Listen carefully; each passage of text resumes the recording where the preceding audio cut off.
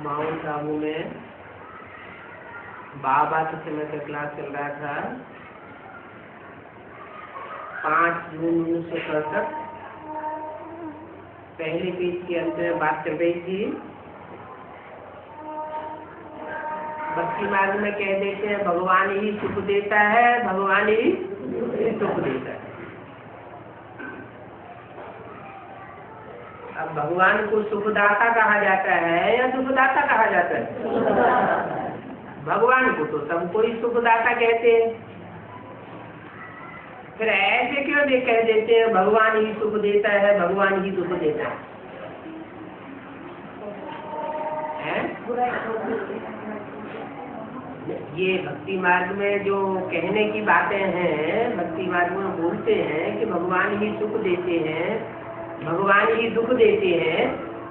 ये शूटिंग ब्राह्मणों की संगत इस दुनिया में होती होगी भक्तों के साथ, क्योंकि भगवान के भक्त भी होते हैं, भगवान की प्रजा भी होती है, बाप की प्रजा भी होती है, भगवान के भक्त भी होते हैं, बाप के वारिस भी होते हैं। तो कोई भक्तों ने शूटिंग की है क्या कि भगवान सुख भी देते हैं और भगवान दुख भी देते हैं? वो कौन से भक्त रहे होंगे? ये कहते हैं भगवान दुख देते हैं, भगवान सुख देते हैं।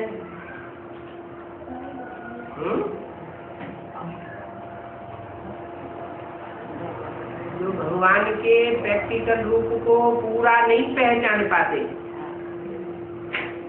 अधूरा अधूरा पहचानते, भगवान के माँ के प्यार के स्वरूप को पहचानते हैं, लेकिन बाप जो वर्षा देने वाला है उस रूप को नहीं पहचानते हैं। वो फिर अंत में बोलने लगते हैं कि तू ही दुख देता है, तू ही हमको दुख दिया और तू ही अब मेरे को दुख देता है, ठुकराता है।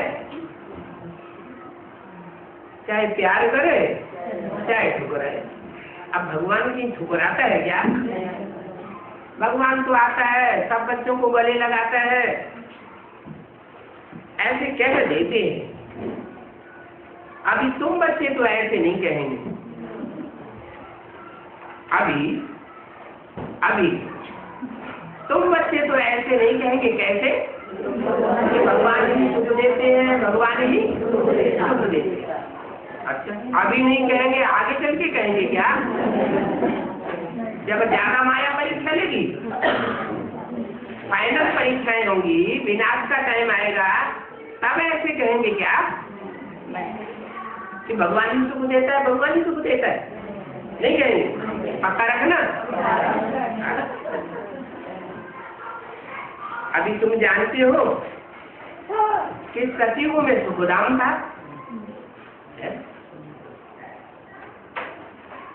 क्यों सतयुग में सुखधाम क्यों था? कलयुग में सुखधाम क्यों है? कलयुग अर्थात झूठ खंड।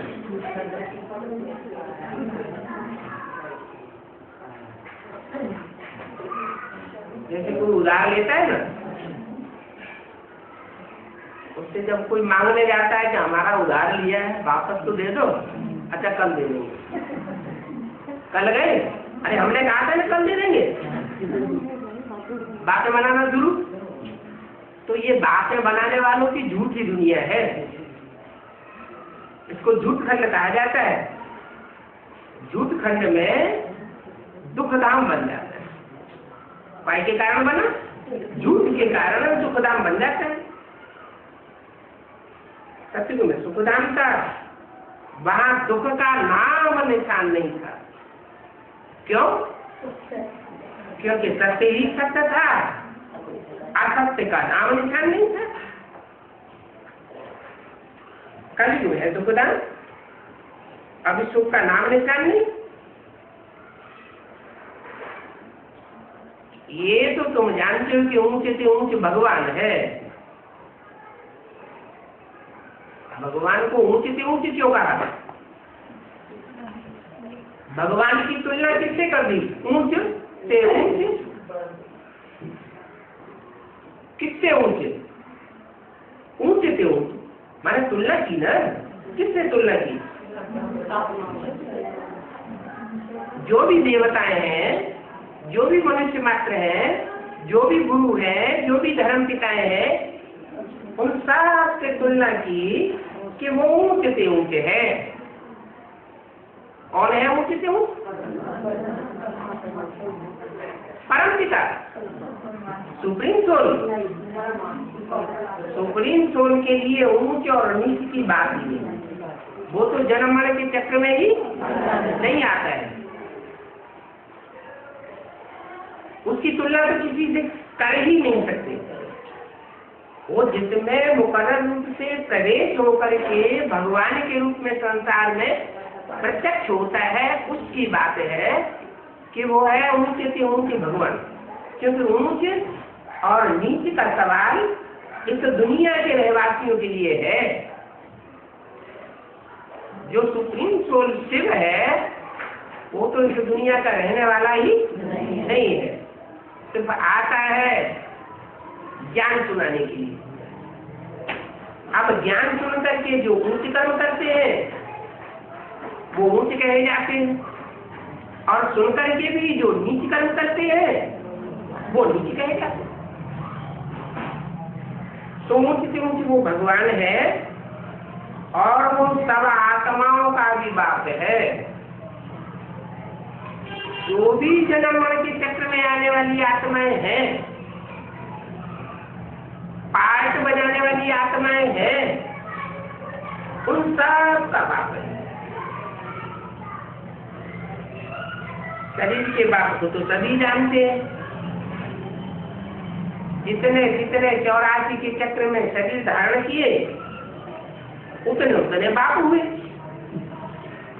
परंतु ये किसी को पता नहीं है कि आत्माओं का बाप कौन है और कैसे इस शक्ति पर प्रत्यक्ष होता है। आत्मा है ज्योति बिंदु, बिंदु बिंदु आत्माओं का बाप भी ज्योति बिंदु। लेकिन पता कैसे चलता है कि वो ज्योति बिंदु बाप कौन? क्योंकि बिंदु बिंदु आत्मा तो सब एक जैसे, पता कैसे चले? तो कोई मुकर्रर रथ में प्रवेश करता है तो पता चलता है ये सबका बाप है। वो बापों का बाप है,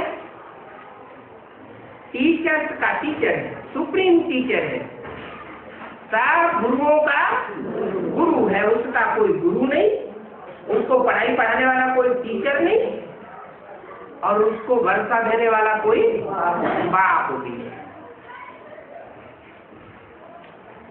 उसकी आत्मा को जन्म देने वाला, आत्मा की पहचान देने वाला कोई भी बाप नहीं, साकार में कोई नहीं। इसलिए बोला कि वो सुप्रीम बाप है, सुप्रीम टीचर है, सुप्रीम गुरु है। हम सब कहते भी हैं कि हम आपस में ब्रदर्स हैं, क्योंकि आत्मा आत्मा भाई भाई है। तो जरूरी है कि सब एक बाप के बच्चे ठहरे ना। एक बाप के बच्चे तो एक परिवार हो जाता है। एक परिवार हो जाता है तो कोई एक माँ भी ठहरी। एक माँ, एक बाप, सब बच्चे, तो एक परिवार हो गया।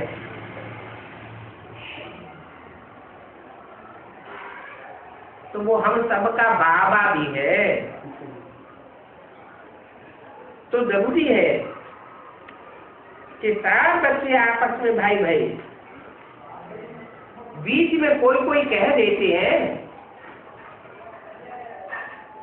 कि वो सर्वव्यापी है। सर्वव्यापी है तो सब बाप हो गए। सब कैसे बाप होंगे? एक बाप, बाकी सब बच्चे। बाप कहते हैं मैं सर्वव्यापी नहीं हूँ, मैं तो एक व्यापी होकर के आता हूँ। भगत लोग क्या कह देते हैं, कर देते हैं, सर्वव्यापी कर देते हैं। ये शूटिंग कहाँ हुई? कैसे कैसे ब्राह्मण संगीत दुनिया में ये शूटिंग हुई या हो रही है? जिन्होंने भी अधूरी नॉलेज ली है, जिन्होंने बेसिक नॉलेज ली है, पूरी पढ़ाई नहीं पढ़ी है, भगवान तो बेसिक नॉलेज भी देता है, फिर उनकी पढ़ाई भी पढ़ाता है। तो जिन्होंने पूरी पढ़ाई नहीं पढ़ी है, वो ही अधूरी पढ़ाई पढ़ने वाले जो भक्त हैं, वो ऐसे कह देते हैं कि वो सर्वव्यापी है, मेरे में भी है, तेरे में भी है। वो दृष्टि से सृष्टि सुधारता है, मेरे में भी सुधारता है, तेरे में भी प्रवेश करके दृष्टि से सृष्टि सुधारता है। तुम भी दृष्टि से सृष्टि सुधार सकते हो, आओ संदली पे बैठो। हम भी दृष्टि से सृष्टि सुधार सकते हैं, आओ संदली पे बैठो। इतना ही नहीं, वो समझते हैं गीता का भगवान दादा लेकर आज कृष्ण और ब्रह्मा है, वो ही एक साकार भगवान है गीता का। इसके अलावा और कोई गीता का भगवान नहीं है। ये बात उनकी बुद्धि में बैठती तो है, फिर सर्वव्यापी क्यों कह देते हैं? कैसे वो शरीर छोड़ता है, ज्ञान सुनाने के लिए आता है, गीता ज्ञान देता है, गीता ज्ञान देने के बाद फिर उनका काम खराब हो जाता है। फिर नई दुनिया बनाने और पुरानी दुनिया का विनाश कराने का काम हमारा है। और मेगा प्रोग्राम और छपाओ बड़े बड़े पोस्टर, ऊपर शिव का चित्र और नीचे ब्रह्मा विष्णु शंकर का चित्र। कौन कौन ब्रह्मा विष्णु शंकर बनते हैं? दीदी दादी वो इकट्ठी होकर के त्रिमूर्ति शिव बन जाते हैं। अरे बाप कहते हैं मैं तो एक ही मुकर्रर रथ में आता हूँ, आज में भी एक ही मुकर्रर रथ में था, मध्य में भी एक ही मुकर्रर रथ के द्वारा बाप के रूप में प्रत्यक्ष होता हूँ। बाप का प्रत्यक्षता वर्ष भी मनाते हैं और अंत में एक ही मुकर्रर रथ के रूप में सारे संसार में प्रत्यक्ष हो जाऊंगा। 5-6 की वाणी का दूसरा पेज कह देते हैं सर्वव्यापी है, तेरे में है, मेरे में है। अरे तुम तो आत्मा हो या परमात्मा हो? तुम अपन को परमात्मा कहते हो तो परम पाठधारी तुम हो, तुम हीरो पाठधारी हो। सारी सृष्टि में तुमने जो पाठ बजाया या जो बजाए रहे हो, वो हीरो पाठ तुम्हारा है। जो हीरो पाठधारी होता है वो आज में भी हीरो होता है, मध्य में भी हीरो होता है और अंत में भी हीरो पाठ बजाता है। सत्य के आज में शास्त्रों में लिखा हुआ है कि नारायण का राज्य था। जो नारायण था 16 कला संपूर्ण देवता था, वो ही जन्म के चक्र में आते आते अंतिम जन्म में क्या बन जाता है? अंतिम जन्म में पतित नर बन जाता है। नर को फिर नारायण बनाता हूं। ये गीता का ज्ञान है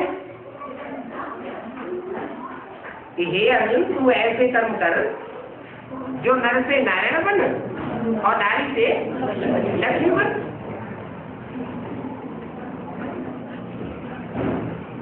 तो जो नर से नारायण बनते हैं तो पहले जन्म में हीरो पाठधारी प्रत्यक्ष हो जाते हैं, मध्य में भी हीरो पाठधारी बनकर के उन्हें पाठ बजाया होगा और अंत में भी उसी नारायण में वो सुप्रीम सोल बाप प्रवेश करते हैं और प्रवेश करके उसको हीरो बनाते हैं। तो तुम सब तो हो आत्मा, मैं हूँ तुम्हारा बाप परम पिता परमात्मा। ये तुम्हारा शरीर है। फिर तीसरी चीज कैसे हो सकती है? आत्मा और ये तुम्हारा शरीर। आत्मा को परमात्मा थोड़ी कहेंगे। आत्मा जन्म मरण के चक्र में आती है। परम पिता परमात्मा जन्म मरण के चक्र में नहीं आता है। अगर वो भी जन्म मरण के चक्र में आ जाए तो सच्ची को उठाने वाला कोई नहीं है। पतितों को पावन बनाने वाला कोई भी नहीं। इसलिए जीवात्मा कहा जाता है। आत्माओं को जीवित आत्मा, जीवन में रहने वाली आत्मा। जीव परमात्मा थोड़ा ही कहा जाता है। क्या? जीवधारी परमात्मा है ऐसे थोड़ी कहते। फिर परमात्मा सर्वव्यापी भला कैसे हो सकता है? वो अगर सर्वव्यापी होता तो फिर फादर हो जाए, तभी फादर हो जाए। फादर को फादर ही से वर्षा काय को मिलेगा? बाप से तो बच्चे को वर्षा मिलता है। अगर सभी फादर हो जाए तो फिर बाबा से उनको कहें। इतनी छोटी सी बात भी कोई की बुद्धि में आती नहीं है। तो बाप कहते हैं कितने बेग समझ बन गए। हम तुमको आज से 5000 वर्ष पहले कितना समझदार बना करके गए थे।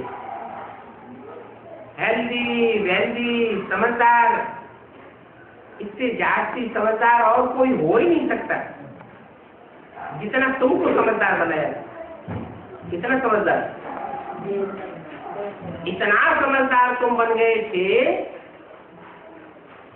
कि आत्मा के अपने 84 जन्मों की सारी हिस्ट्री तुम्हारी बुद्धि में आ गई। इतना समझदार तुम और कोई जन्म में तुमको बनाता ही नहीं। मैं ही आकर के तुमको इतना समझदार बनाता हूं।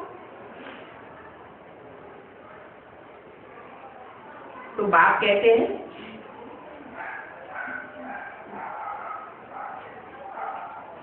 अब तुमको जो समझ मिलती है अभी संगम युग में, वो समझ फिर वहां सतयुग में नहीं रहेगी। इसलिए अभी जितनी समझ धारण करना चाहो कर लो। वहां ये थोड़ी मालूम रहता है कि हम फिर गिरेंगे। या तो हमें पता है कौन सी युग में गिरना होता है, कौन सी युग में चढ़ना होता है, कौन सी युग में धीमी गति से गिरते हैं, कौन सी युग में तेजी से गिरते हैं। अगर वहां सतयुग में ये पता हो कि हम गिरेंगे तो फिर सुख की सारी खुशी उड़ जाएगी। सुख की भावना ही नहीं आ रही, चिंता लग जाएगी। तुम जानते हो कि सतयुग में ये ज्ञान प्रायः लोप हो जाता है। प्रायः लोप का मतलब आत्मा जो है वो अपने स्वरूप में टिक जाती है। क्या? आत्मिक स्थिति की शान पक्की हो जाती है। फिर कोई परेशान होता ही नहीं। परेशान कब होते हैं? जब यहाँ आत्मिक स्थिति की शान में नहीं रहते, भूल जाते हैं तो परेशान होते हैं, दुखी होते हैं, अशांत होते हैं। और वहां तो आत्मिक स्थिति पक्की हो जाती है। कब तक के लिए? 2500 साल के लिए पक्की हो जाती है। माना 2500 साल तक कोई भी आत्मा परेशान, दुखी, अशांत नहीं होती। तो ये बात तुम्हारी बुद्धि में अभी है,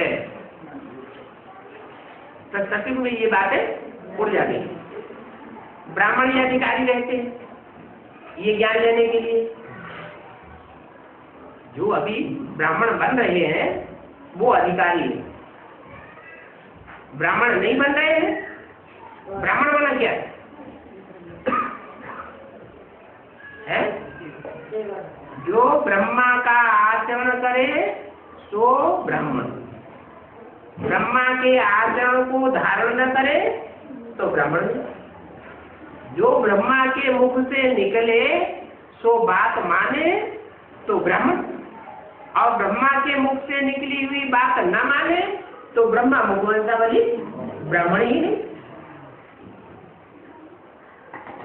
तो जो ब्राह्मण होते हैं वो ही इस ज्ञान के अधिकारी होते हैं। ब्रह्मा का आचरण है पवित्र रहो और पवित्र बनाओ। ज्ञान का तंत्र भी है, योगी बनो पवित्र बनो। तो जो पवित्र नहीं रहते उनकी बुद्धि में से ये ज्ञान उड़ जाता है। प्रैक्टिकल ज्ञान है, ऐसे नहीं सिर्फ सुनने सुनाने का है। जो भी ज्ञान में चलने वाले हैं वो प्रैक्टिकल अनुभव करते हैं कि एनिकल प्रकार में कब माया नीचे गिरा देती है तो बुद्धि में से सारा ज्ञान उड़ जाता है। नहीं तो ज्ञान बुद्धि में रहता है। बाबा भी बताते हैं शेरनी का दूध सोने के बर्तन में ठहरेगा।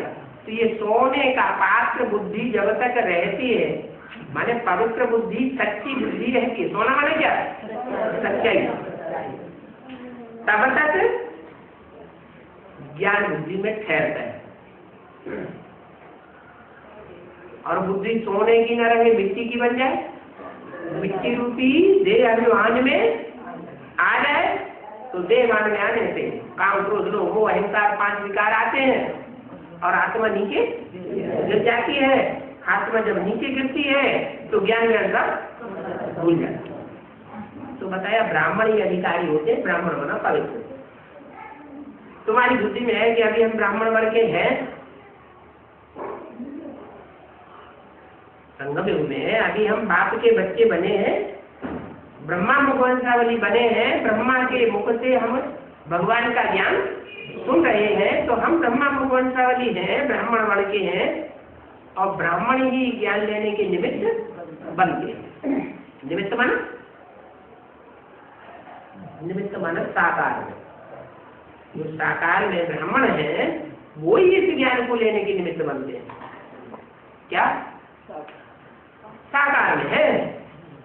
अगर शरीर छूट गया, कोई दीदी दादी दादाएं हैं या ब्रह्मा है या सरस्वती है, उनका शरीर छूट गया तो वो ज्ञान लेंगे तो कोई में प्रवेश करके, आज नहीं तो कल लेंगे, लेकिन निमित्त नहीं बनेंगे। और तुम निमित्त बनते हो ये ज्ञान लेंगे। ज्ञान ब्राह्मणों को ही सुनाते हैं। क्या ऐसे?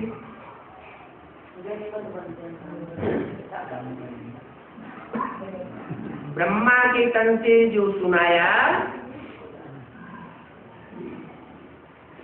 वो सच्चाई नहीं थी। 100% सच्चाई उसे नहीं कहेंगे। क्यों? सुनने वालों ने सुना, सुनाने वाले ने सुनाया, लेकिन एक एक वाक्य के अर्थ को किसी ने समझा ही नहीं। तो जब समझा नहीं और दूसरों को समझा ही नहीं सके तो सच्चाई कहाँ बुद्धि में बैठी। इसलिए बोला कि ज्ञान हम ब्राह्मणों को ही आके सुनाता हूं, शूद्रों को नहीं सुनाता।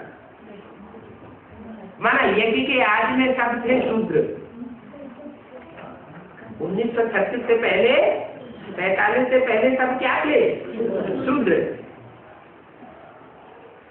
दादा देवराज ब्रह्मा और कृष्ण की सोल के द्वारा माँ के रूप में पाठ बजाया, बेसिक नारी दी, तो सब शूद्र से क्या हुए? ब्राह्मण। नंबर बार ब्राह्मण हुए कि सवेरे जैसे ब्राह्मण बनते, नंबर बार ब्राह्मण बने। तो ब्राह्मण होते हैं, बनते हैं, उन्हीं की बुद्धि में ये ज्ञान बैठता है। ब्राह्मण को ही ज्ञान सुनाते हैं, ब्राह्मण फिर सबको सुनाते हैं। जो पवित्र ब्राह्मण बनते हैं वो फिर सारी दुनिया को ये ज्ञान सुनाते हैं। गायन भी है कि भगवान ने आकर के स्वर्ग की स्थापना की। भगवान आवेगा तो क्या करेगा? स्वर्ग स्थापन करके जाएगा या बीच में ही छोड़ के चले जाएगा? भक्ति मार्ग में जो गायन है कि भगवान भी सुखदाता है, सुख की शक्ति रचने वाला है, और जितने भी धर्म पिताएं हुए धर्म तो स्थापन किए लेकिन सुख की शक्ति नहीं। दुनिया दुख ही दुख में और गिरती गई, दुख बढ़ता ही गया। धर्म पिताओं के आने के बाद सुख नहीं आया, सुख बढ़ा नहीं, सुख और ही कम होता गया। तो जो गायन है कि भगवान ही आकर के स्वर्ग रचते हैं, स्वर्ग बनाते हैं, वैकुंठ बनाते हैं, जन्नत रचते हैं, वो कहाँ का गायन है?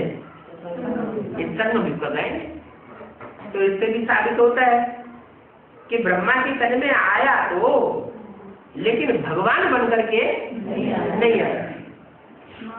अगर भगवान के रूप में आया होता तो ब्रह्मा के मंदिर होते, ब्रह्मा की मूर्ति होती, ब्रह्मा की पूजा संसार में चलती होती।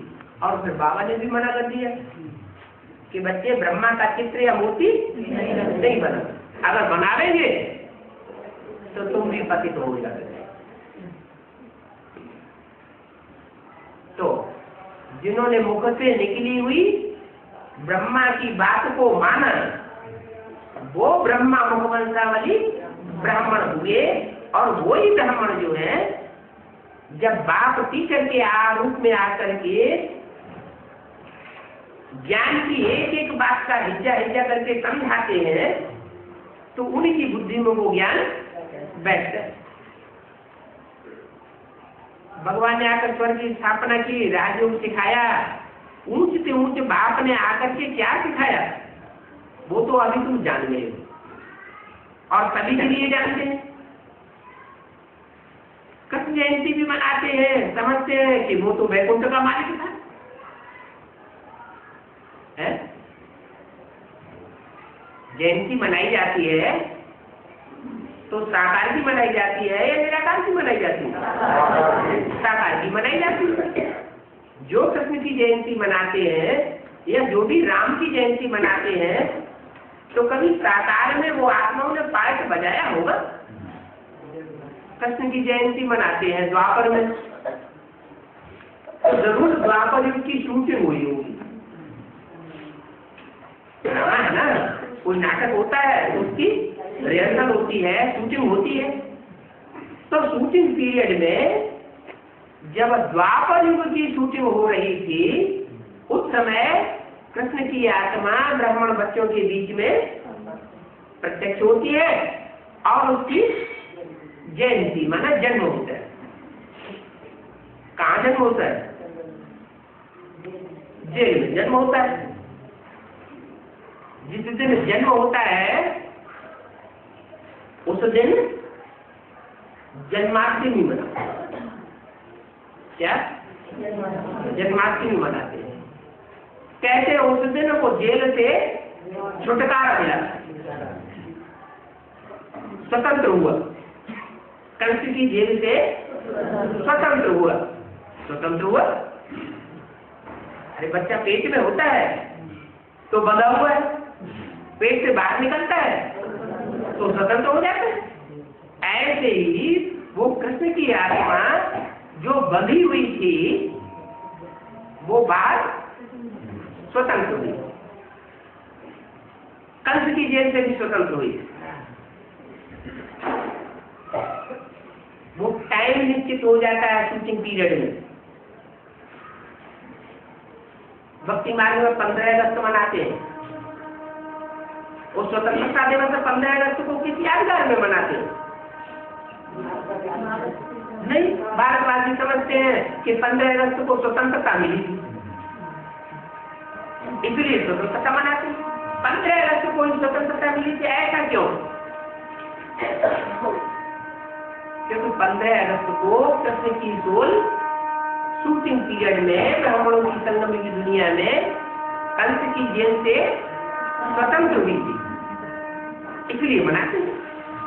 वो स्वतंत्रता वर्ष भी होता है, स्वतंत्रता वो दिन जो है स्वतंत्रता दिवस भी होता है, और जन्माष्टमी भी होती है। वो एक ही वर्ष निरुद्धा हुआ है, जिस दिन जन्माष्टमी भी होती है और उसी दिन स्वतंत्रता दिवस भी होता है।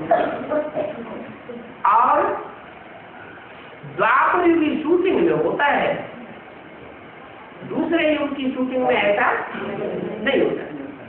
कृष्ण जयंती मनाते हैं, समझते हैं कि वो तो वैकुंठ का मालिक था।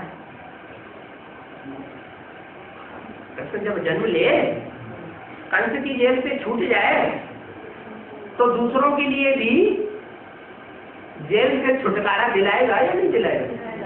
कितने बड़े बड़े धर्म पिताएं हुए, अगर वो दुखों की जेल से छूट गए होते, मुक्त हो गए होते, उनको मुक्ति जीवन मुक्ति मिली हुई होती, तो दूसरों को भी मुक्ति जीवन मुक्ति दिलाते या नहीं दिलाते? न खुद जीवन मुक्ति में गए और न दूसरों को ले जाते। कह देते हैं महात्मा बुद्ध पाद निर्माण गया, शंकराचार्य पाद निर्माण गए। पाद निर्माण गए क्या? नहीं, कोई प्रूफ नहीं है। पार जो जाएगा वो दूसरों को भी पार ले जाएगा, खुद पार ले जाएगा, दूसरों को पार ले जाता। गुरु मर जाते हैं और के चेले फिर दूसरा गुरु कर लेते कि ये दूसरा गुरु हमको पार लगा दे। तो इसका मतलब पहला गुरु पार नहीं गया ना, बीच में ही पुरुषार्थ करके डूब गया ना। अब कृष्ण जिसके लिए कहते हैं वैकुंठवासी था, वैकुंठ का मालिक था, वो कौन सी कृष्ण की बात है? दादा लेखराज की बात है, या दादा लेखराज की ही सोल अपना शरीर छोड़ने के बाद कोई ब्राह्मण बच्चे में प्रवेश होकर के ज्ञान चंद्रमा का पाठ बजाती है, अधूरे चंद्रमा का पाठ बजाती है, उसकी यादगार है। संगम युग में ही कृष्ण की सोल, उनको दादा लेखराज ब्रह्मा की सोल प्रवेश करके जब पाठ बजाती है, मस्तक में अर्धचंद्र दिखाया जाता है, शंकर के माथे पर अर्धचंद्र। तो समझते हैं कि कृष्ण वैकुंठ का मालिक था, जरूर मालिक कौन बनेगा? अरे राजाई का मालिक कौन बनेगा? ऐसे इस राजा का, इस राज्य का मालिक कौन है? जो होगा उसने पुरुषार्थ भी किया होगा, तो वो विश्व भर का मालिक था। ये किसी की बुद्धि में नहीं है। कृष्ण सिर्फ वैकुंठ का मालिक नहीं था, क्या वो सारे ही विश्व का मालिक था। विश्व में कितने होते हैं? 500-700 करोड़ जो भी मनुष्य मात्र होते हैं, सबके दिल में वो राज्य करता था। कौन? संगम प्रजापिता को, क्योंकि मुरली में तो बोला है next to God is Prajapita, next to God is Krishna, next to God is Narayan, next to God is Shankar. Shankar कहो, प्रजापिता कहो, कृष्ण कहो, नारायण कहो, बात तो एक ही हो गई। तो पता नहीं है कि कृष्ण वैकुंठ का मालिक था या सारे विश्व का मालिक था। अब तुम्हारी बुद्धि में है कि वो संगम कृष्ण तो सारे ही विश्व का मालिक था और वैकुंठ का भी मालिक था। क्या वैकुंठ की रचना की होगी तो उसका मालिक भी होगा।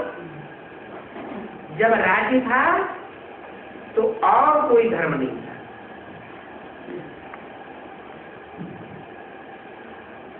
एक ही धर्म, एक ही राज्य, एक ही राजा, एक ही भाषा, एक ही मत, एक ही कुल, उनका सारे विश्व पर राज्य था। क्या? किसका?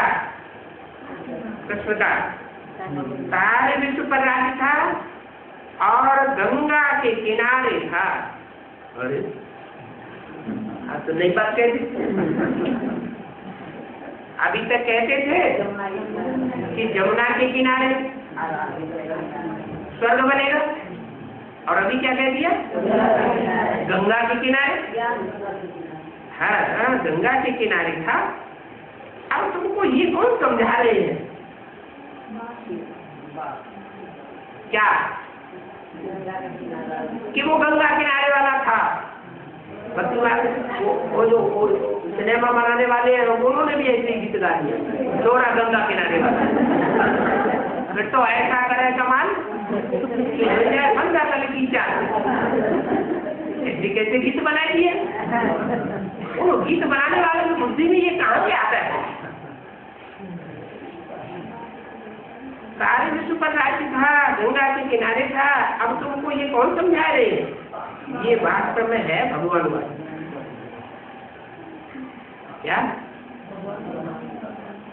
भगवानवाद कि कैसे वो गंगा किनारे वाला भी था और कैसे वो यमुना के कंठे पर भी नई दुनिया की स्थापना करता है। गंगा किनारे वाला है तो सारे विश्व के ऊपर राज्य करता है, और यमुना किनारे वाला है तो वैकुंठ का राज्य। बाकी वो सब भक्ति मार्ग के शास्त्र आदि है, यहाँ तो खुद भगवान सुनाए रहे हैं। क्या? वो जो शास्त्र आदि सुनाए हैं, बनाए हैं, वो बनाने वालों ने मनुष्यों ने बनाए हैं या भगवान से पहले बनाए? मनुष्यों ने बनाए हैं, और यहाँ तो खुद भगवान समझाते हैं, सुनाते हैं। अभी तुम समझते हो कि हम पुरुषोत्तम बन रहे हैं। क्या? पुरुषोत्तम बन रहे हैं। बनाने वाला शिव भगवान जिसके द्वारा बनाता है वो खुद भी पुरुषोत्तम बनता है। तो पुरुषोत्तम हमको पुरुषों में उत्तम बनाते हैं। डॉक्टर क्या बनाएगा? डॉक्टर बनाएगा। वकील बनाएगा। इंजीनियर बनाएगा। तो बनाने वाला भी प्रैक्टिकल में कौन होना चाहिए? देव महादेव कहा जाता है। तो ये गायन है कि पुरुषोत्तम ही हमको पुरुषोत्तम बनाते हैं। सारी दुनिया घोर अंधेरे में, गाया भी जाता है ज्ञान सूर्य प्रगटा अज्ञान अंधेर बिना। कितने साल बीत गए? 70 साल बीत गए। ज्ञान सूर्य प्रगटा ही नहीं प्रगटा तो अज्ञान अंधेर विनाश हुआ कि नहीं हुआ? हुआ? नंबरवार बुद्धियों में ज्ञान सूर्य प्रकट हुआ, अज्ञान अंधेर विनाश हुआ, नंबरवार हुआ। माना नंबरवार आदि नित्य अनित्य बुद्धि भी बनते रहते हैं। अगर पूरा ही प्रकट हो जाए तो कभी भी आत्मा दुखी नहीं महसूस करेगी। कभी दुखी, कभी दुखी, कभी उमंग उठता और कभी चेहरा लटक जाता है। माया बायलोरा डाल देती है। इससे साबित होता है अभी ज्ञान सूर्य जो है वो सन 76 में रात के 12 बजे उदय हुआ है। अभी सब कहे कि हाँ यही है, यही है, यही है। ये किसी की बुद्धि में अभी नहीं है। अभी कहते हाँ ये महात्मा है, वो महात्मा परमात्मा हो सकता है, वो हो सकता है। अच्छा ये नहीं है, वो नहीं है, लेकिन अभी कौन है?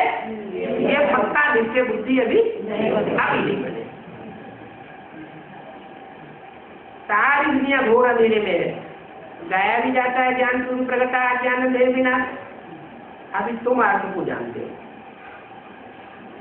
क्या है?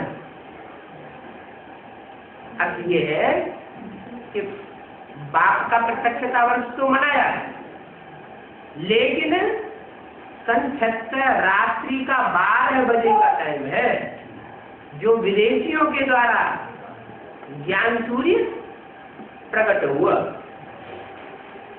जो विदेशियों की दिन की शुरुआत है वो कै बजे से होती है? रात्रि के 12 बजे। अभी भारतवासियों ने उसे नहीं समझा कि ज्ञान सूर्य प्रकट हुआ। विदेशियों ने समझा कि सूर्य उदित हुआ 76 में। जो स्वदेशी है उनकी बुद्धि में अभी भी नहीं बैठा। भारतवासियों का दिन की शुरुआत कब होती है? सुबह सुबह जब सूर्य उदय होता है तब वो दिन की शुरुआत मानते हैं। इसका मतलब अभी भारतवासियों की बुद्धि में ज्ञान सूर्य उदय नहीं हुआ। तो ये एडवांस नॉलेज जो ले रहे हैं वो सब विदेशी है क्या? है? मानेंगे विदेशी है कि स्वदेशी है? कौन से देशी है? कौन से देशी है? स्वदेशी है? अरे कोट कोट पैंट पहने हुए बैठे हैं, स्वदेशी है?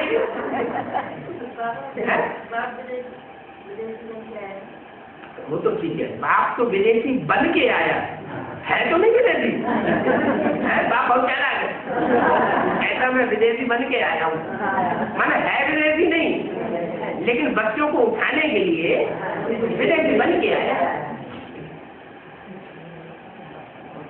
बाप तो बच्चों को उठाने के लिए विदेशी बन के आया, बाकी है तो नहीं, लेकिन बाप विदेशी बन के आया है। इससे साबित होता है जिनको उठाना है वो कौन से देश के है? विदेशी है। अच्छा तो मुंह नहीं लटका लेना है क्या? रे हम विदेशी हो गए। आत्मा विदेशी होती है या शरीर विदेशी होता है? आत्मा तो विदेशी होती है। कोई आत्मा ऐसी होती है जो 84 जन्म विदेश में ही लेता है? आत्मा कभी देश में जन्म लेती है, कभी दूसरे देश में, कभी तीसरे देश में। आत्मा स्वदेशी विदेशी नहीं होती है। आत्मा तो सब परम धामवासी है। क्या? परम धामवासी। आत्मा को स्वदेशी विदेशी नहीं कहेंगे, किसको कहेंगे? शरीर को कहेंगे कि अरे ये गोरा है, लंबा चौड़ा है? ये उस देश का है, ऐसे है ना। ये नाटा है, काला है, ये अफ्रीकन है, ऐसे कहते हैं ना। ये गोल मोड़े वाला है, हट्टा कट्टा है, गोरा है, ये बौद्ध है, चीन जापान तिब्बत देश का है। शरीर को कहते हैं ना, तो शरीर विदेशी होता है। लेकिन यहाँ तो विदेशी शरीर वाले कोई नहीं है। कोई है विदेशी शरीर वाले? यहाँ तो ऐसे विदेशी शरीर वाले कोई नहीं है। लेकिन स्वभाव संस्कार की बात बताई कि आखिरी जन्म में आकर के विदेशियों का प्रभाव पड़ जाता है। तो विदेशियों का प्रभाव से प्रभावित हो गए, माने उनकी प्रजा बन गई। ऐसे विदेशी बच्चों को फिर बाप आकर के स्वदेशी बनाते। ये बात जरूर है कि जो अच्छे अच्छे हैंड होते हैं वो विदेशों में भेजे जाते हैं। क्या भारत में भी आजकल ज्यादा पढ़े लिखे लोग हैं जो अच्छी अच्छी पढ़ाई पढ़ते हैं, फर्स्ट क्लास पास होते हैं, फर्स्ट क्लास एग्जाम पास करते हैं, वो कहाँ चले जाते हैं? विदेश में चले जाते हैं। तो यहाँ ऐसे ही है कि जो अच्छे अच्छे विदेश जो अच्छे अच्छे बच्चे थे वो सब आखिरी जन्म में आकर के विदेशी भाव स्वभाव संस्कार वाले बन जाते। उन विदेशी भाव स्वभाव संस्कार वाले बच्चों को बाप आकर के पढ़ाते हैं और जानते हैं कि ये मेरे जैन बच्चे हैं। उनकी पढ़ाई पढ़ करके विदेश में कौन जाएंगे? जो बुद्धिमान होंगे वो जाएंगे या सब जाएंगे? जो बुद्धिमान होते हैं वो जाते हैं। तो ये मेरे विदेशी बच्चे हैं और ये विदेशी बच्चे इतने तीव्र बुद्धि वाले हैं, बुद्धिमान बाप के ऐसे बुद्धिमान बच्चे हैं, ये बात की गहराई को पकड़ करके ऊंची पढ़ाई पढ़ करके ऊंचे से ऊंचा पद पाने वाले। ऊंचे से ऊंचा पद कौन सा है? नर से नारायण। ये राजयोग की पढ़ाई यही बच्चे पढ़ सकते हैं। क्या? जो आज कुंभकर्ण की नींद में सोए पड़े हैं वो ये पढ़ाई नहीं पढ़ सकते। तो बाप विदेशी बच्चों को उठा के गले लगाते हैं और कहते हैं बच्चे मैं तुम्हें राजयोग दिखाने आया हूँ और जन्म जन्मांतर की राजाई देने के लिए आया हूँ। तो मुंह लटकाने की बात नहीं है? रुद्रमाला के मणके भले सब विदेशी है, फिर भी बाप का वर्षा पाने वाले हैं। बाप का वर्षा पाने वाले हम बच्चे हैं। वो जो चंद्रवंशी निकलेंगे या चंद्रवंशी राधा निकलेंगी, वो राजा बनेंगे, अधिकारी बनेंगे या आधीन बनेंगे? बाप राजा बनाने के लिए आया है या आधीन बनाने के लिए आया है? बाबा तो कहते हैं मैं तुमको राजाओं का राजा बनाने के लिए आया हूँ, मैं तुमको आधीन नहीं बनाता हूँ। वो विदेशी भारत में आए, उन्होंने ऐसी पढ़ाई पढ़ाना शुरू कर दी कि सब आधीन बन गए। आजकल किसी को नौकरी मिलती है, क्योंकि हमें नौकरी मिल गई, पूरा परिवार बड़ा खुश हो जाता है। क्यों खुश हो जाता है? एक मेंटेलिटी बन गई है नौकरी करने की। किसी को नौकरी मिली मतलब बहुत खुश हो। ये नहीं जानते कि नौकरी माना टोकरी, कोई के आधीन रहना। बाप आधीन बनना नहीं सिखाते। क्या सिखाते हैं? अधिकारी बनो, आधीन न बनो। तो इतनी ऊंची पढ़ाई जो बाप हमको राजयोग से पढ़ाने आया है, उसमें हम अपने समान में रहें। क्या कि हम ऊंचे से ऊंचे बाप के ऊंचे से ऊंचे बच्चे हैं, राजयोग से राजा ही प्राप्त करने वाले बच्चे। और एक जन्म की नहीं, 21 जन्म की भी नहीं, 21 जन्म की राजाई तो सुप्रीम सोल बाप ज्योति बिंदु आकर के देते हैं। लेकिन जिसमें प्रवेश करते हैं, जिसमें प्रवेश करते हैं उसमें पुरुषार्थ करने का मात्रा सब बच्चों से जाती होता है। तो वो 63 जन्म का राजभाग मिलता है हर धर्म वालों को, उसकी राजाई देने के निमित्त वो बन जाता है। कौन? प्रजा। जो भी 500 करोड़ की प्रजा है और 500 करोड़ की प्रजा में जो भी दूसरे धर्म में जाने वाली आत्माएं हैं, उनको वर्षा कौन देता है? राजा। उनमें उनको क्या राजाई नहीं मिलती? इब्राहिम आए, इब्राहिम के फॉलोअर्स को राजाई नहीं मिलती क्या? क्राइस्ट आते हैं, बौद्ध आते हैं, मोहम्मद आते हैं, उनके फॉलोअर्स को, मुसलमानों को राजाई नहीं मिलती क्या? राजा बनते हैं कि नहीं बनते? तो उनको राजाई किसने दी? उनको भी राजाई देने वाला सब धर्मों का बाप है, वो उनको राजाई देता है। उनको भी राजाई मिलती है और साथ साथ भारतवासियों को भी राजाई मिलती। ऐसे नहीं कि 21 जन्म के ही हमको राजाई मिलती, हमको बेअद के 2 बाप मिले, आत्माओं का बाप भी और मनुष्यों का बाप भी मिला। आत्माओं का बाप आकर आत्मिक दुनिया की, रूहानी दुनिया की 2 युगों की राजाई देता है, और जो जिस्मानी बाप है मनुष्य शक्ति का, वो हमको 63 जन्मों की राजाई देता है। 63 जन्म तो नहीं कहेंगे, क्यों? आखिरी जन्म में तो राजाई होती है क्या? आखिरी जन्म में किसी देश में राजाई वो सिर्फ कहते हैं। अरे भाई अटल बिहारी का राज है, इंदिरा गांधी का राज है, लेकिन इंदिरा गांधी का राज है क्या? है? बड़ी सभा में पत्थर मार के नाक तोड़ देते। तो राजाओं की ऐसी राजाई होती है क्या? आज राजा है, कल गद्दी से नीचे उतार देते। तो ये तो राजाई नाम मात्र की है, राजाई नहीं है, कांटों का ताज है।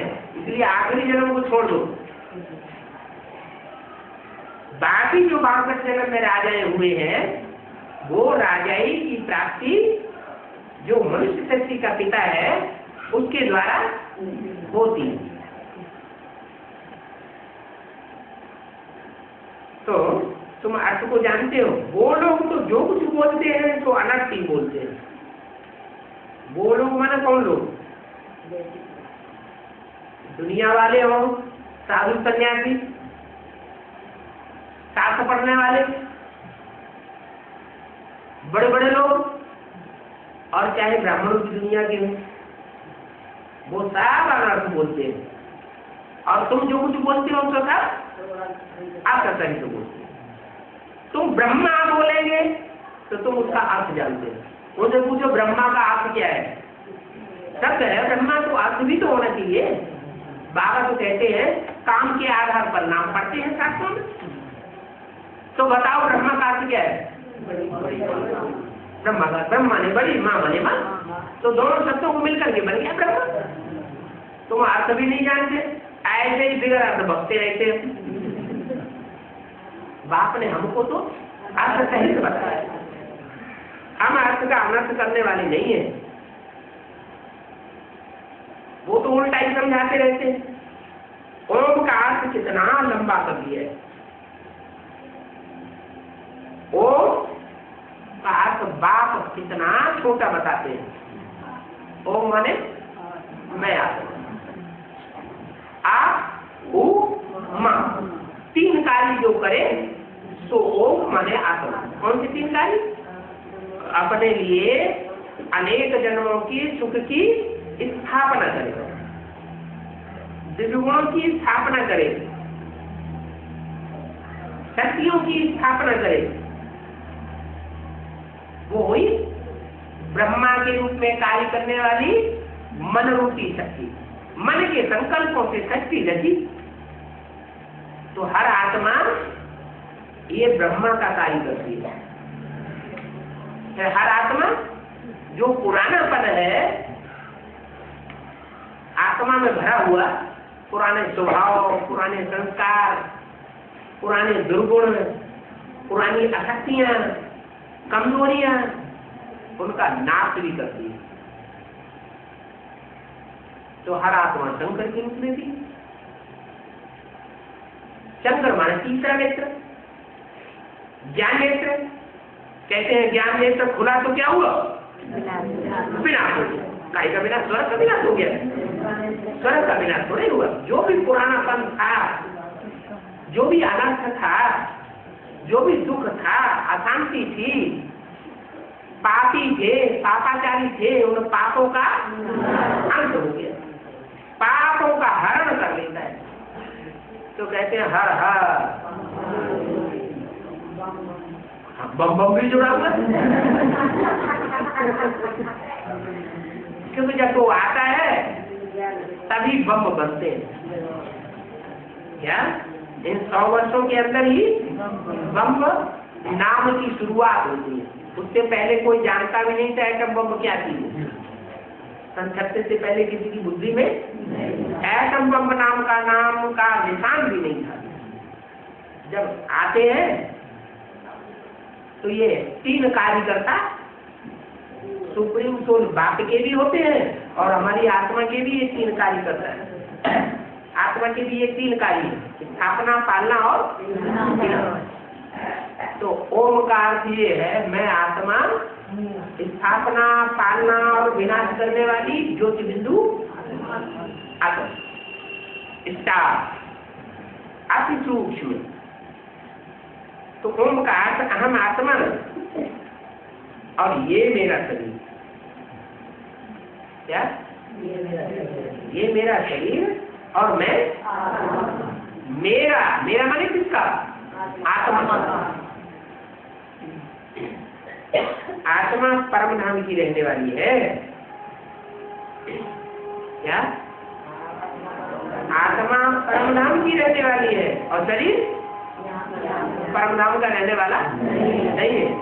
शरीर इसी धाम का रहने वाला है। 5 तत्वों की जो दुनिया है, एक तो दुनिया का है शरीर, वो दूर देश से आती है आत्मा, उसको निराकारी दुनिया कहा जाता है। आत्मा जहाँ से आती है सृष्टि में उसको निराकारी दुनिया कहते हैं। तुमको ये बुद्धि में है क्या था? तुमको ये बुद्धि में है कि हम कहाँ के रहने वाले हैं? परम धाम के रहने वाले। उन ब्राह्मणों की ये बुद्धि में नहीं है क्या कि हम परम धाम के रहने वाले? उनकी बुद्धि में नहीं है। उन्हें पढ़ाई नहीं पढ़ाते कि सूरज चांद सितारों की दुनिया से पार परम धाम है, वहां से हम आत्माएं आती है। वो नहीं पढ़ाते।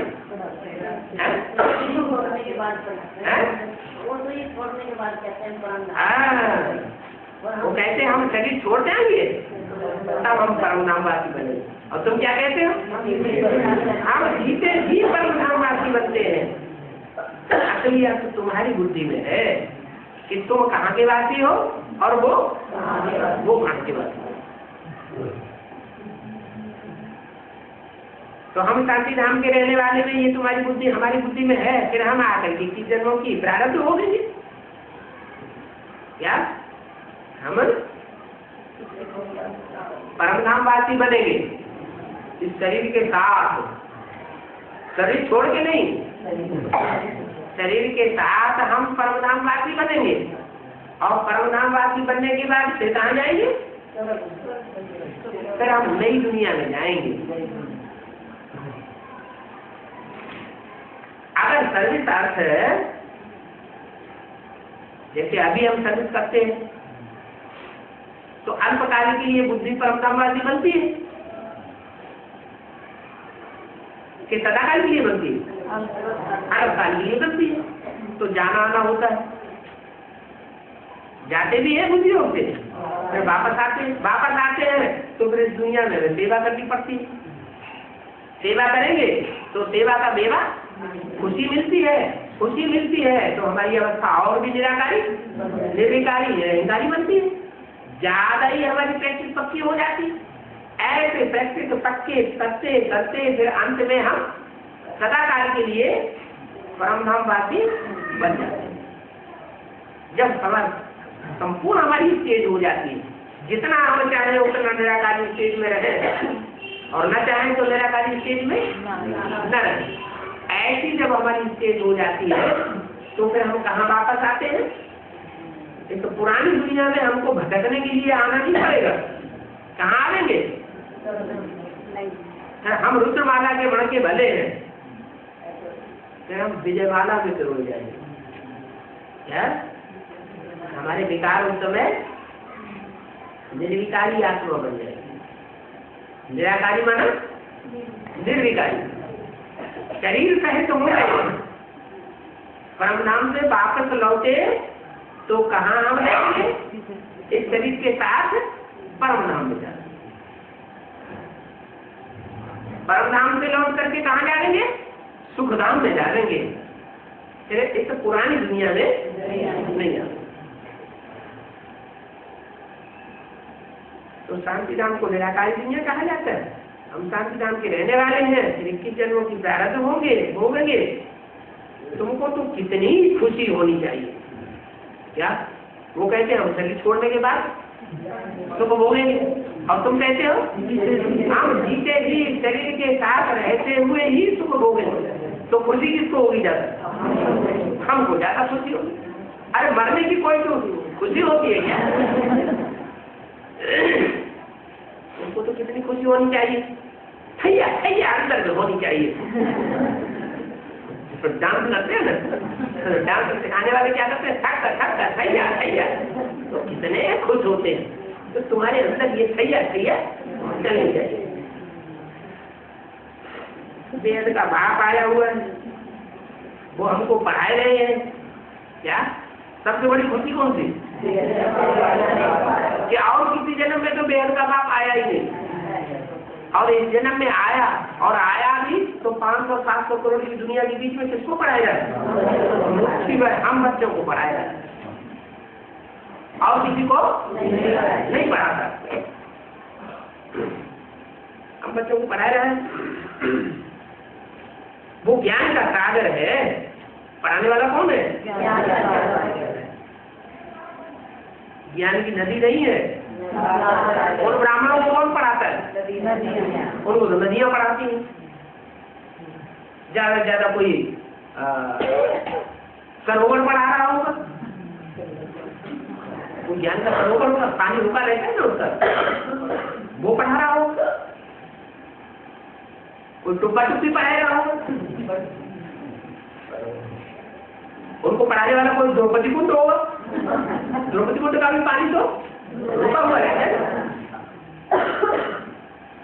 कोई धुआं होगा, कोई बावड़ी होगा, लेकिन हमको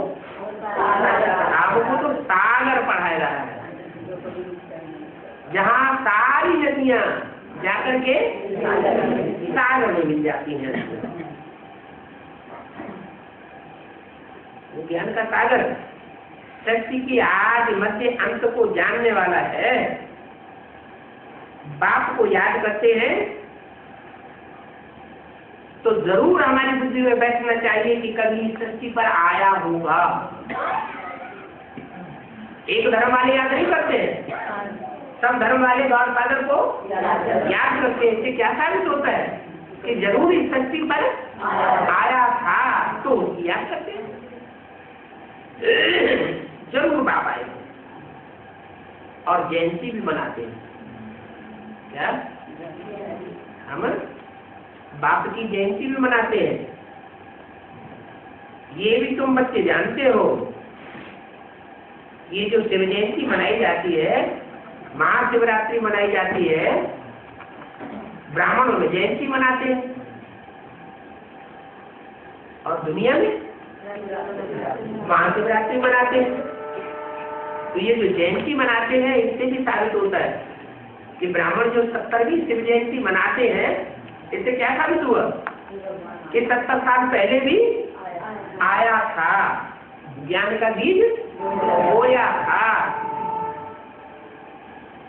जब बीज बोया जाता है ना, शक्ति पैदा इसके लिए, तो गुप्त बोया जाता है या किसी को पता चलता है? गुप्त बोया। तो 70 साल पहले वो ज्ञान का बीज बो करके गया। तुम ये साबित कर सकते हो, इसलिए हम शिव जयंती मनाते हैं। नहीं तो भक्ति मार्ग में तो महाशिवरात्रि मनाते हैं, जयंती का मनाते हैं, और हम शिव जयंती मनाते हैं। माना 70 साल पहले आया था, लेकिन प्रत्यक्ष नहीं हुआ, कोई तन में आया। और अभी तो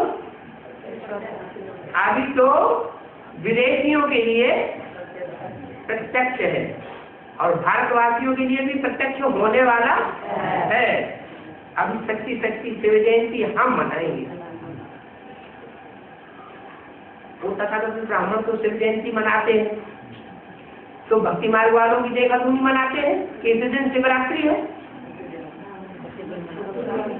या उन्हें असली पता है किस दिन शिवरात्रि है? वो भक्ति मार्ग वालों की देखा तुम मनाते हैं, तो ये थोड़ा ही पता है कि प्रजापिता के अंदर कब आया। बाबा कहते मैं जब आता हूँ तो किसी को पता ही नहीं पड़ता। अरे गर्भ में आत्मा प्रवेश करती है तो तिथि तारीख का पता पड़ता है क्या? पता ही नहीं पड़ता। तो वो भी तो आत्मा है ना, तो सुन वो कब आया ये किसी को पता ही नहीं। ऐसे झूठी शिव जयंती बनाते रहते हैं कि 70वीं शिव जयंती आज है। अब तुम तो कहते हो कि अभी सच्ची शिव जयंती आने वाली है, जब भारतवासियों के लिए भी होगी और विदेशियों के लिए भी प्रत्यक्षता होगी।